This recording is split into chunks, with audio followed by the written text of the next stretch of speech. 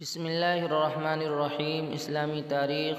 حضرت اسحاق علیہ السلام کی خصوصیت و عظمت۔ حضرت اسحاق علیہ السلام اللہ تعالیٰ کے جلیل القدر نبی اور بہت ساری صفات کے مالک تھے۔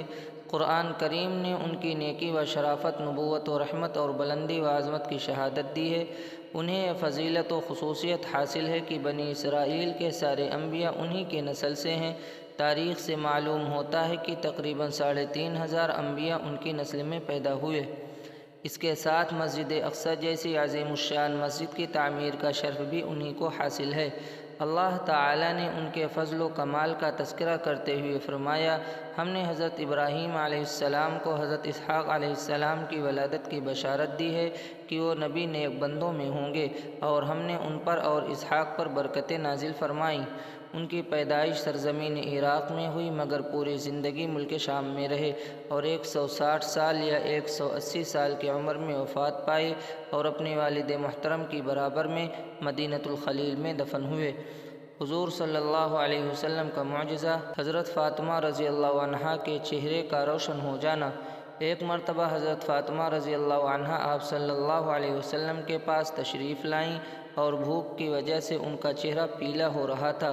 آپ صلی اللہ علیہ وسلم نے ہاتھ اٹھا کر ان کے لیے دعا کی۔ حضرت عمران رضی اللہ عنہ کہتے ہیں کہ میں نے دیکھا حضرت فاطمہ رضی اللہ عنہا کا چہرہ سرخ اور روشن ہو گیا۔ یہ واقعہ پردے کی آیت نازل ہونے سے پہلے کا ہے۔ ایک فرض کے بارے میں تمام رسولوں پر ایمان لانا۔ قرآن میں اللہ تعالیٰ فرماتا ہے، جو لوگ اللہ تعالیٰ پر ایمان رکھتے ہیں اور اس کے رسولوں پر بھی اور ان میں سے کسی میں فرق نہیں کرتے، ان لوگوں کو اللہ تعالیٰ ضرور ان کا ثواب دیں گے، اور اللہ تعالیٰ بڑے مغفرت والے ہیں، بڑے رحمت والے ہیں۔ خلاصہ، اللہ تعالیٰ نے انسانوں کی ہدایت اور رہنمائی کے لیے جتنے نبی اور رسول بھیجے ہیں، ان سب پر ایمان لانا فرض ہے۔